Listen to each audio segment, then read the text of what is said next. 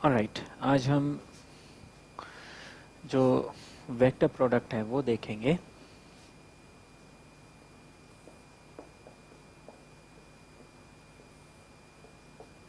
जिसको हम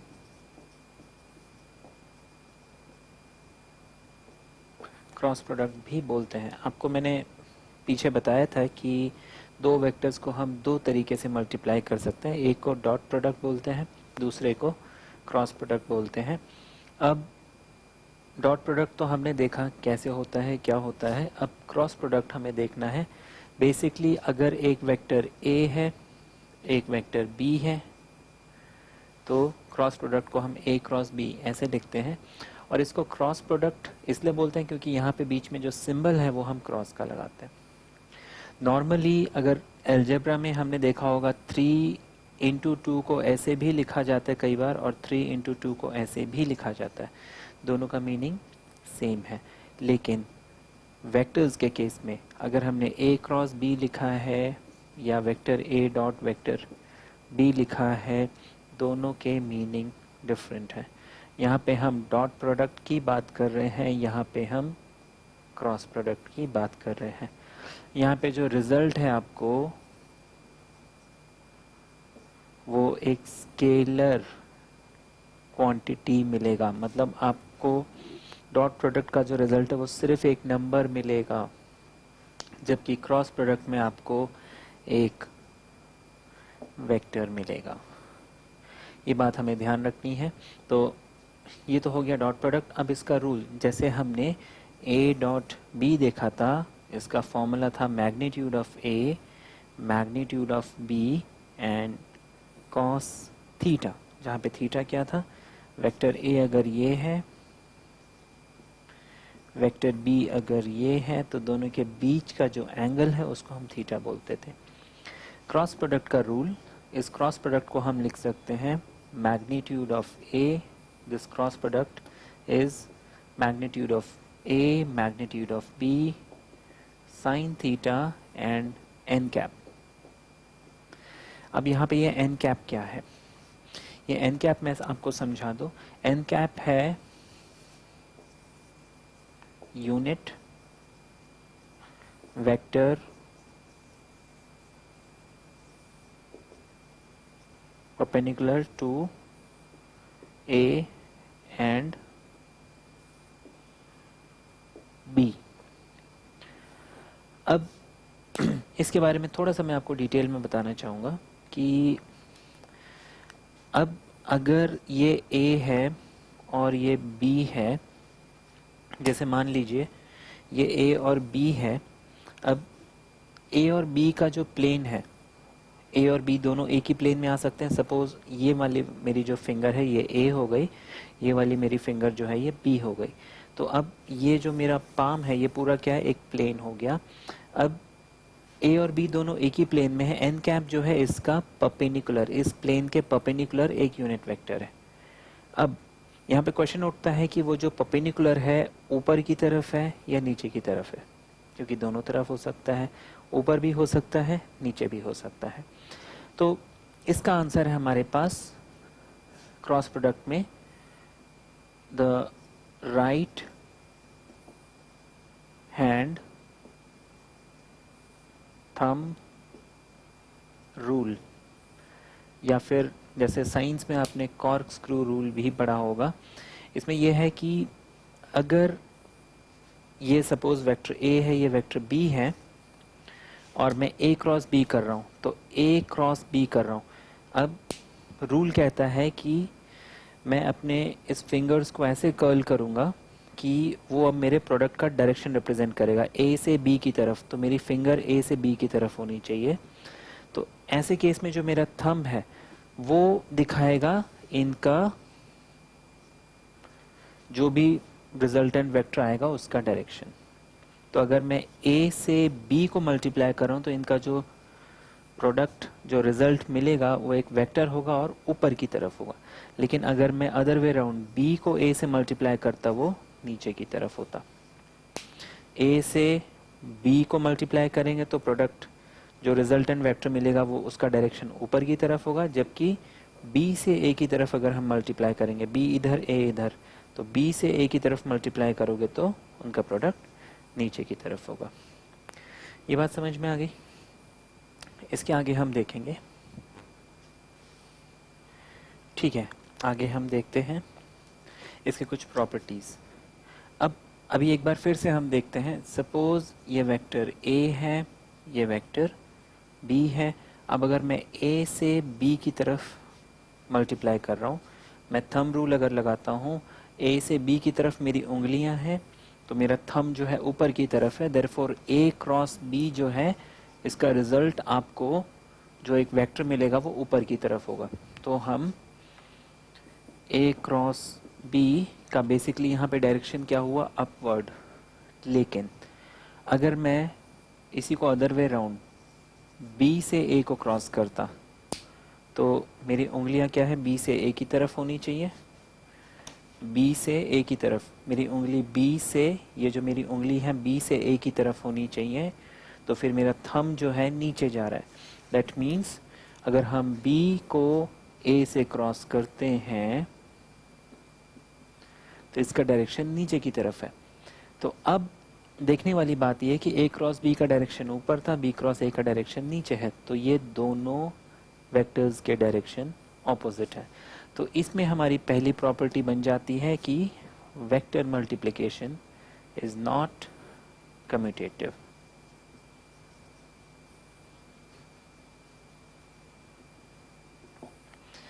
जो क्रॉस प्रोडक्ट है ये कम्यूटेटिव नहीं होता है। दूसरी चीज़ हम देखेंगे कि अगर मैं इस क्रॉस प्रोडक्ट में कोई एक स्केलर मल्टीप्लाई करता हूँ, तो इस स्केलर को मैं किसी भी ऑर्डर में मल्टीप्लाई कर सकता हूँ।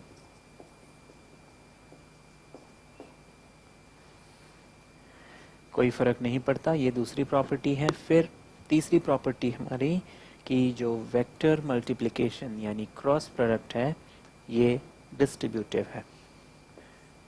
सपोज ए क्रॉस बी प्लस सी, तो हम इसको ए क्रॉस बी प्लस ए क्रॉस सी ऐसे लिख सकते हैं। और अगर मुझे ए प्लस बी दो वेक्टर्स दिए हुए हैं और इसका क्रॉस मुझे सी से निकालना है, this can be written as a cross C plus B cross C. Next property, अगर यहाँ पे माइनस होता सपोज, तो इसको हम ए क्रॉस बी माइनस ऐसे लिख सकते हैं। ये हमारी नेक्स्ट प्रॉपर्टी हो गई। ये इसके बाद फिर एक प्रॉपर्टी है कि इफ़, ये कंडीशनल प्रॉपर्टी है, वो ये कि अगर मैंने दो वेक्टर्स को मल्टीप्लाई किया क्रॉस प्रोडक्ट के रूल से और मुझे वो मिल जाता है ज़ीरो वेक्टर, इसका मतलब vector A is parallel to vector B. तो ये हमने प्रॉपर्टीज़ देखी क्रॉस प्रोडक्ट की। इसके बाद एक बहुत इम्पॉर्टेंट चीज़, प्रैक्टिकली अगर मुझे वेक्टर कंपोनेंट्स के फॉर्म में मिलता है, आई जे के फॉर्म में मिलता है, तो मैं उसे कैसे मल्टीप्लाई करूँगा। इसका हम सबसे इजी टेक्निक देखेंगे जो कि डिटर्मिनेंट के फॉर्म में है। सपोज वेक्टर ए मुझे दिया हुआ है a1i plus b1j plus c1k, और वेक्टर बी दिया हुआ है a2i plus b2j plus c2k। ये मुझे दो वेक्टर्स दिए हुए हैं। मुझे क्या करना है, दोनों वेक्टर्स को क्रॉस प्रोडक्ट के रूल से निकालना है। अब ये तो हमने थ्योरेटिकली समझ लिया कि ये इसकी प्रॉपर्टीज़ हैं व्हाटएवर। ये सिचुएशन अगर मुझे मिलती है तो मैं इनको कैसे क्रॉस करूँगा, बहुत सिंपल है। मुझे अगर ए क्रॉस बी निकालना है तो मैं डिटर्मिनेंट आई जे के सबसे पहले तो आई जे के लिखूंगा इसी ऑर्डर में, I will not change the order. इसके बाद मुझे यहाँ पे देखना है, मैंने पहले ए को लिया फिर बी को, तो जो यहाँ पहले आएगा मैं उसके आई जे और के कोफिशिएंट्स को लिख लूँगा। आई के नीचे आई का कोफिशिएंट A1, जे के नीचे जे का कोफिशिएंट B2, के नीचे B1 एंड के नीचे C1। ये ए के सारे कोफिशिएंट्स हो गए। अब बी का आई वाला कोफिशिएंट है A2, जे के साथ जे वाला कोफिशिएंट है B2 और के साथ C2। मैं इस डिटर्मिनेंट को सॉल्व कर लूँगा, मेरा A क्रॉस B निकल जाएगा। हम कुछ एग्जांपल्स करेंगे। कुछ एग्जांपल्स मैं आपको करके दिखाऊंगा। सपोज हमें वेक्टर A दिया हुआ है 2i plus 3j plus 5k। Vector B दिया हुआ है let's say i plus j minus 2k। मुझे क्या बोला है, फाइंड A क्रॉस B। हम यहाँ पे A क्रॉस B निकालते हैं। सबसे पहले मुझे I लिखना है, J लिखना है और K लिखना है। ऑर्डर यहाँ पे, ऑर्डर में A पहले है तो A के कोफिशिएंट्स I के साथ नंबर लगा हुआ है 2, J के साथ नंबर लगा हुआ है 3, K के साथ नंबर लगा हुआ है 5। B बाद में आया A के, तो B के साथ I का जो नंबर है वो है 1, J के साथ जो नंबर है वो है 1 और K के साथ जो नंबर है वो है -2। मुझे अब इसको डिटर्मिनेंट के रूल से सॉल्व करना है। मैं सबसे पहले I को लिखूंगा। इस I के सारे लाइन को डिलीट करेंगे, मेरे पास ये वैल्यूज़ बचती हैं 3 2 6 विद अ माइनस साइन क्योंकि यहाँ माइनस है, एंड सब्ट्रैक्ट 5 1 5। प्लस आता है, माइनस आता है, प्लस आता है, ये हमने डिटर्मिनेंट में पढ़ा हुआ है। तो इस j के आगे माइनस साइन आ जाएगा। j की पूरी लाइन को मैं डिलीट कर दूंगा, मेरे पास 2 1 एंड 5 2 बचा, तो 2 2 -4 इज अ माइनस साइन, 5 1 5। फिर मैं k लिखूंगा, इस k की पूरी लाइन को मैं डिलीट कर दूंगा, प्लस साइन आ जाएगा, प्लस माइनस प्लस ये रूल होता है। 2 1 2 और 3 1 3। इसको हम सॉल्व कर लेंगे, ये आपको मिल जाएगा minus minus plus 6 and 5 is 11, ये -11i minus minus plus 4 + 5 is 9, तो ये हो जाएगा -9 और माइनस। देखो यहाँ -9 मिला मुझे और ये माइनस मिलके 9j बन गया। 2 - 3 इज -1, तो ये -k बन जाएगा and this is my answer. ये हमने दोनों का क्रॉस प्रोडक्ट निकाल दिया। मैं आपको एक और चीज़ बताना चाहता हूँ, यहाँ पे अगर ये एक ट्राइंगल है और इसकी ये साइड A है, ये साइड B है, then area of triangle is equal to half mod A cross B, या फिर थर्ड साइड है तो हम इसको हाफ, कोई भी दो साइड्स के आप क्रॉस निकाल लीजिए, या फिर half B cross C, modulus लगेगा यहाँ पे, ऐसे आप निकाल सकते हैं। मतलब कोई भी मुझे दो साइड्स का क्रॉस प्रोडक्ट निकालना है, उसका मॉड्यूलस निकाल के हाफ करना है, and I have the area of triangle. दूसरी चीज़, अगर मेरे पास एक पैरेललोग्राम है तो इसका एरिया हो जाएगा, if this is side A and this is side B, then area of parallelogram is side A cross B modulus. अगर मुझे एक पैरेललोग्राम दिया हुआ है, लेट्स से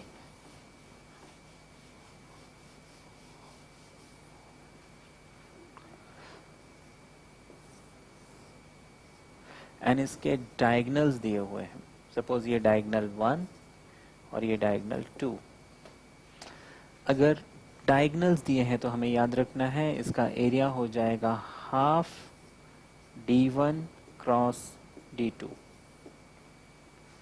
ये चीज़ हमें याद रखनी है, ये क्वेश्चंस आपको मिल सकते हैं आगे। अब हम आगे और एग्जांपल्स देखेंगे जो कि हमें ये क्रॉस प्रोडक्ट बहुत अच्छे से क्लियर कर देगा। एक बहुत बेसिक सा क्वेश्चन देखते हैं। आपको बोला find the magnitude of this cross this. सबसे पहले मुझे क्या चाहिए कि मैं इसका क्रॉस प्रोडक्ट निकालूं, तो मैं लिखूंगा this cross this is equal to determinant. सबसे पहले लिखूंगा i, फिर लिखूंगा j, फिर लिखूंगा k। इसके बाद पहले ये आया, इसके i का कोफिशिएंट, j का कोफिशिएंट, k के साथ क्या नंबर है 2, i का कोफिशिएंट -1, j एब्सेंट है तो हम 0 लिखेंगे, k 3 लिखेंगे। अब मुझे क्या करना है, सबसे पहले मुझे i लिखना है with a plus sign, bracket बना देता हूँ, फिर माइनस करके मुझे j लिखना है, ब्रैकेट बना देता हूँ, फिर with a plus sign k लिखना है, ब्रैकेट बना देता हूँ। i के पूरे लाइन को हटा दो, हमारे पास ये बच गया 3 3 ज़ा 9, 2 इंटू 0 इज 0, बीच में माइनस आ जाएगा। j की पूरी लाइन को अगर मैं हटा देता हूँ तो 3 1 ज़ा 3 आता है, 2 2 ज़ा 4 आता है, माइनस माइनस प्लस, लेकिन यहाँ पे माइनस साइन लगता है तो 2 1 ज़ा 2 आ गया। k की लाइन को मैं हटा देता हूँ, 1 into 0 is 0, 3 into 1 is 3 with a minus sign, एक माइनस ऑलरेडी लगेगा, इसको हम सिंप्लीफाई करेंगे, ये आपको मिल जाएगा i के साथ 9, 3 माइनस 2 इज 1 तो ये माइनस j बन गया, माइनस माइनस प्लस तो ये हो गया 3k, minus minus plus 3 into k is 3k। अब मुझे इसका क्या निकालना है, मैग्नीट्यूड, तो मैं लिख लूँगा मैग्नीट्यूड इज इक्वल टू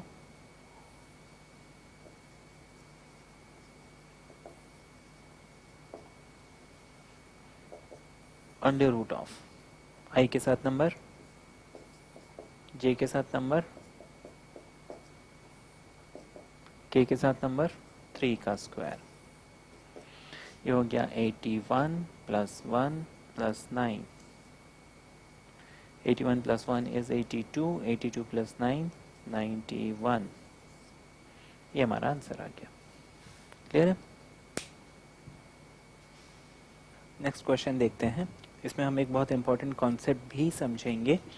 आपको बोला find unit vector perpendicular to both this vector and this vector.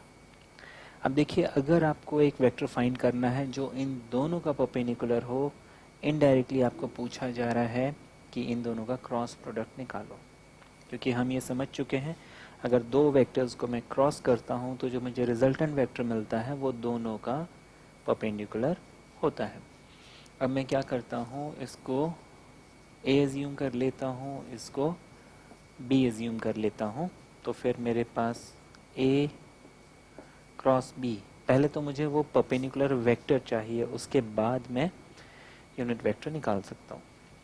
तो a क्रॉस b हो जाएगा determinant of i j k, i के सॉरी a के साथ मेरे पास i का कोफिशिएंट है 1, a के साथ j का कोफिशिएंट -2, k का कोफिशिएंट 3।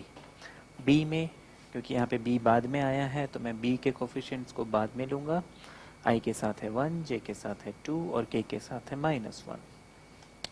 हम यहाँ पे i लिखेंगे, ब्रैकेट डालेंगे, -j लिखेंगे, ब्रैकेट डालेंगे, प्लस k लिखेंगे, ब्रैकेट डालेंगे। i की पूरी लाइन को हटा दिया, 2 1 ज़ा 2 माइनस माइनस प्लस, 2 3 ज़ा 6 माइनस। डिटर्मिनेंट ऐसे ही सॉल्व किया जाता है। j को हमने, j की पूरी लाइन हटा दी, मेरे पास 1 1 ज़ा -1 बचा, 3 1 ज़ा 3 बचा, माइनस साइन ले लिया। के की पूरी लाइन को मैं हटा देता हूँ, मेरे पास 2 1 ज़ा 2 बचेगा एंड 1 इंटू 2 इज़, यहाँ पे देखो 1 इंटू -2 इज़ -2 और एक माइनस ऑलरेडी लगता है, तो हम माइनस माइनस प्लस 2 लिख सकते हैं। ये आपको मिल जाएगा 2 minus 6 is -4i, minus minus plus 3 plus 1 is 4, यहाँ -4 मुझे इनका रिजल्ट मिलेगा और एक माइनस साइन पहले से है, 2 प्लस 2 इज़ 4, ये मुझे मिल गया। तो बेसिकली मुझे इस डायरेक्शन में यूनिट वेक्टर निकालना है, तो हम क्या करेंगे,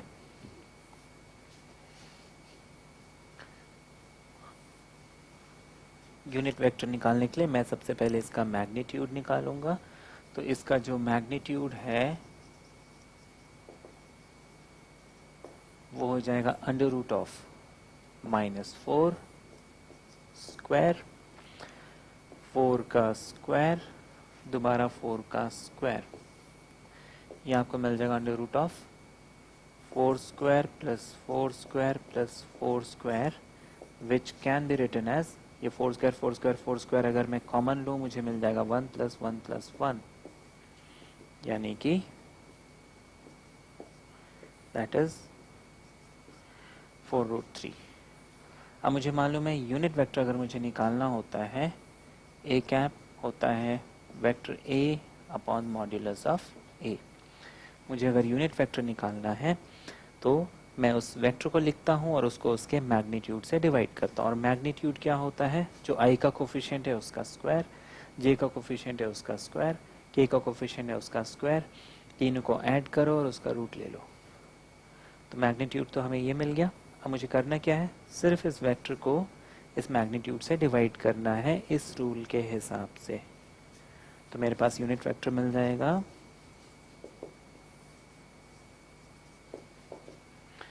ये -4i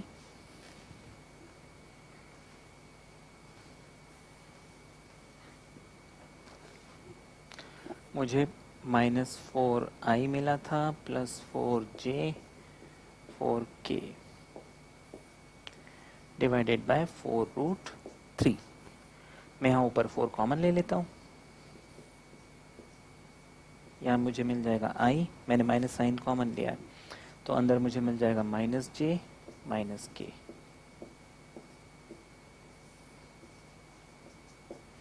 cancel,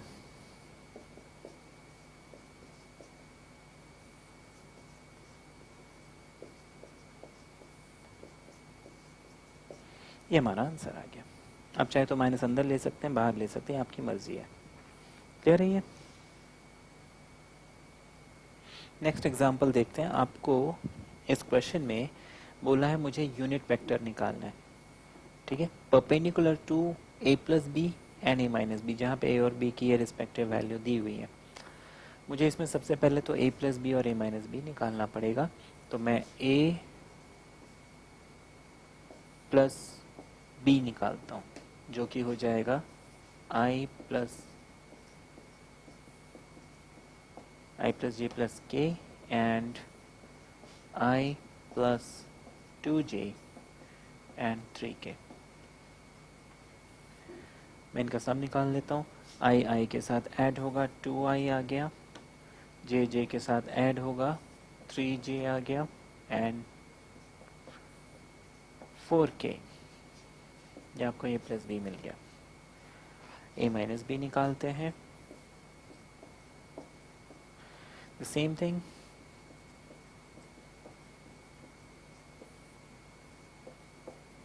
with subtraction sign,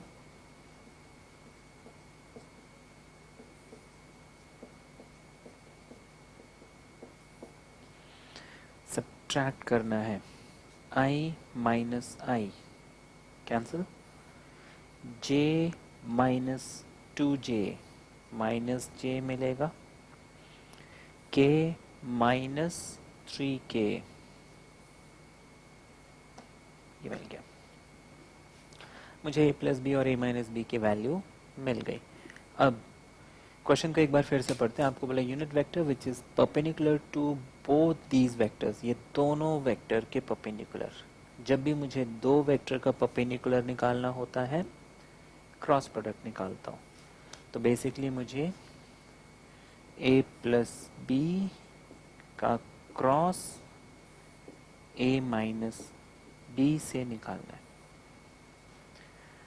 तो ये आ जाएगा, सबसे पहले मैं i लिखूंगा, j लिखूंगा, k लिखूंगा।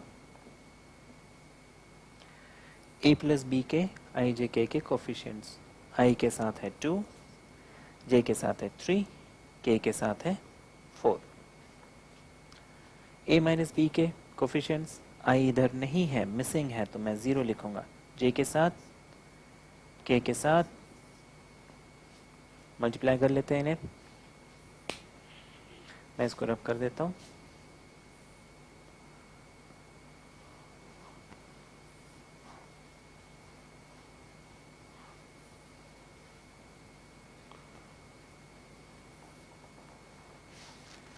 इसको यहाँ पे कर लेते हैं।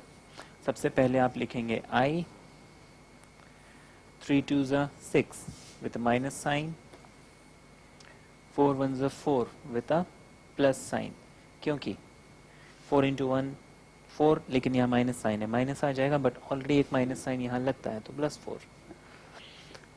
Minus j, 2 2s are 4, minus sign, 4 0s are 0, plus k, 2 1s are 2, 3 0s are 0।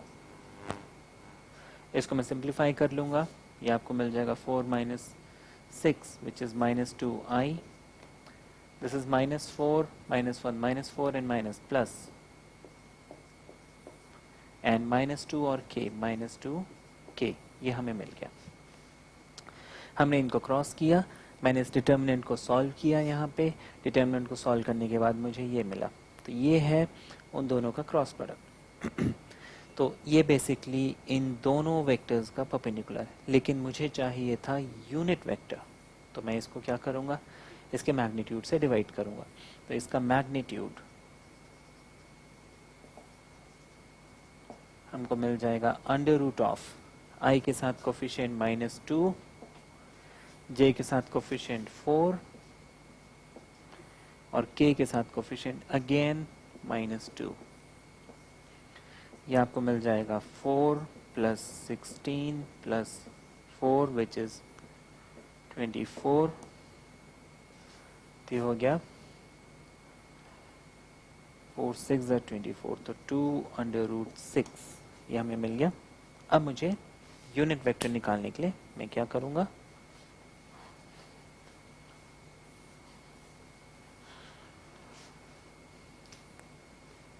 इस वेक्टर को इसके मैग्नीट्यूड से डिवाइड कर दूंगा। देयरफॉर यूनिट वेक्टर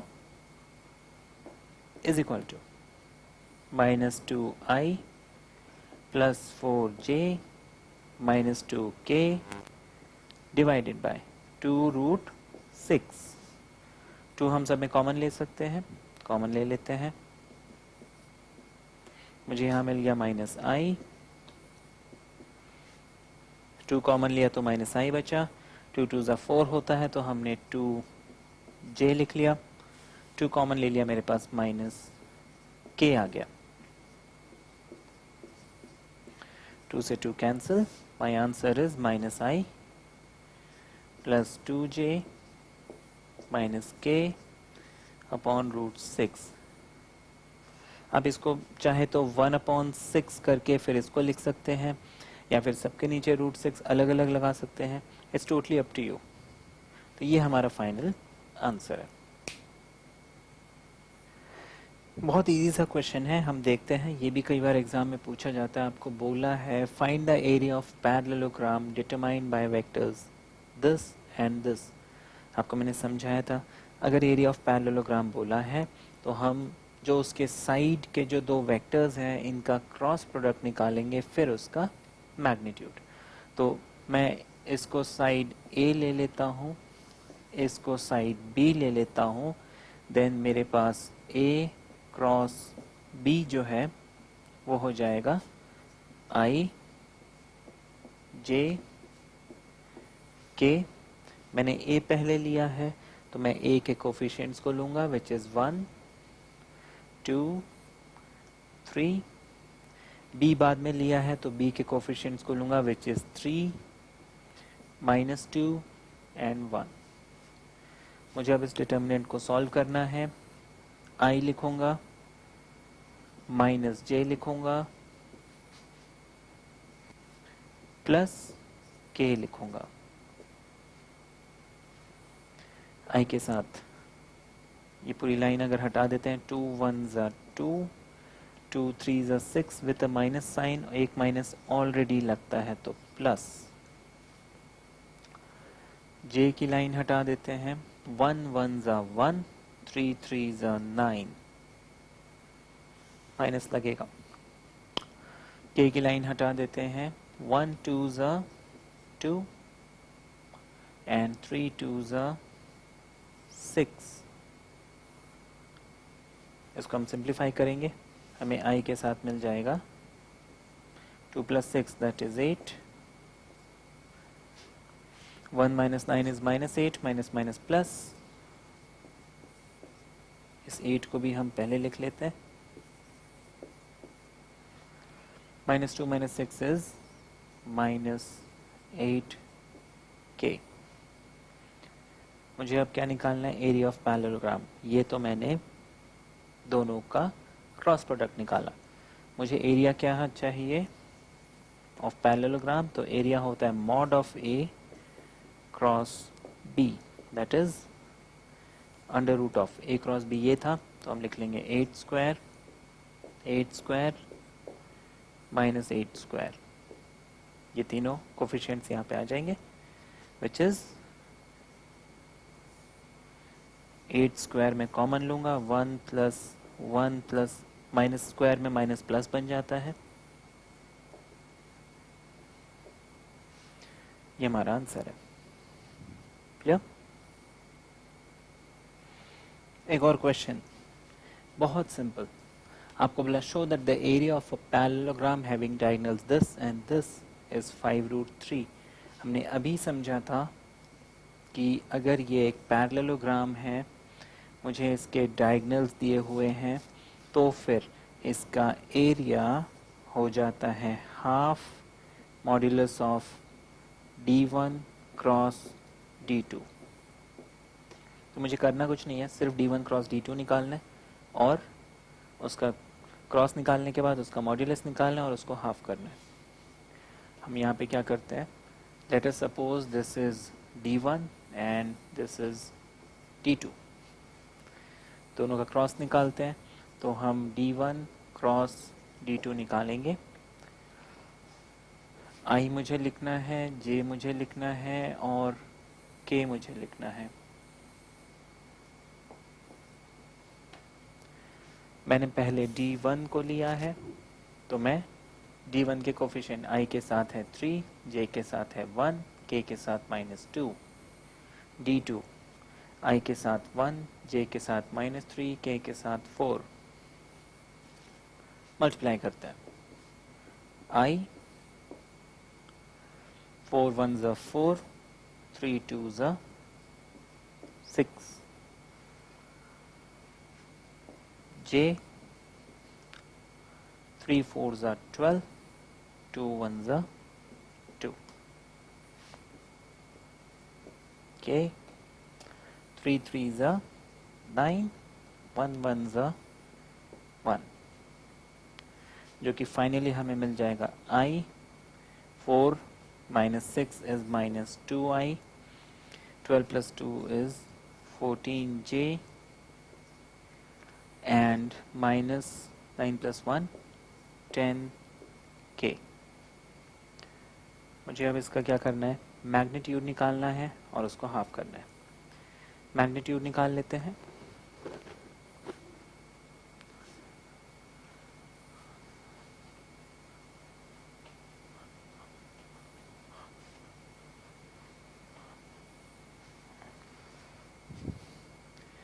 तो मैग्नीट्यूड मैग्नीट्यूड हो जाएगा मॉड अंडर रूट ऑफ, जो ये कोफिशिएंट -2 है, कोफिशिएंट -14 एंड -10।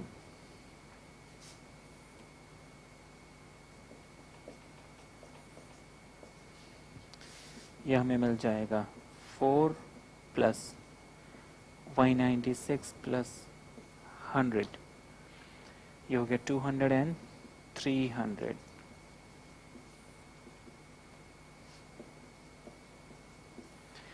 इसको जब हम सिंप्लीफाई करेंगे 10√3 मिल जाएगा। कैसे? इसको आप लिख सकते हो 3 इंटू 100, 100 इज बट 100 का रूट होता है 10, तो ये 10√3 आ गया, मैग्नीट्यूड आ गया। लेकिन मुझे एरिया क्या है? एरिया का फॉर्मूला है half d1 cross d2, therefore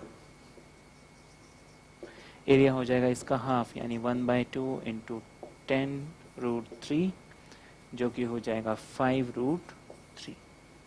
ये हमारा हो गया प्रूफ। बहुत इजी था ये।